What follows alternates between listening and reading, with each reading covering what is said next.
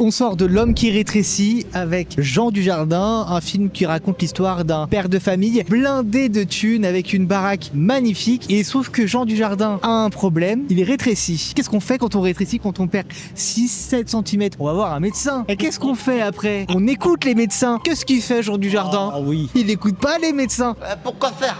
Visuellement, il y a plein d'idées très chouettes, beaucoup de travail sur la déco, beaucoup de tentatives, il y a beaucoup d'animaux. Je t'ai dit, tu verras, ce film, il aura une nomination, les effets visuels. Ah ouais, mais pour moi ça le mérite, hein. Il y a certains effets qui sont plutôt bien faits et il y en a d'autres qui bavent. Oui, mais ça bave, mais c'est normal parce qu'il y a tellement de choses, il y a tellement, à chaque plan il y a un taf d'effets visuels, donc c'est normal qu'à un moment donné ça bave, que tout ne puisse pas fonctionner. Et je trouve que ça fait le taf. Ce qui fonctionne pas, c'est le scénario. Ah ben très clairement, mon cher Vincent, ce qui ne fonctionne pas, c'est cette voix off en tout début de film qui te dit la vie est un film. Notre vie est passagère, un film.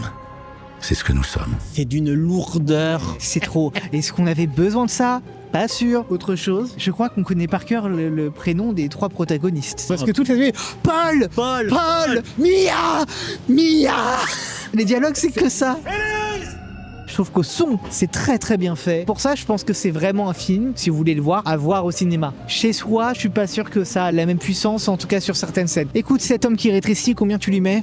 J'ai envie de faire un jeu de mots. Pour moi, ce film n'est vraiment pas à la hauteur du talent de Jean Dujardin. Donc je lui mettrai un 2 sur 5. 2 sur 5 aussi, Comme dirait Magaloche. comme dirait Magloche. Abonnez-vous.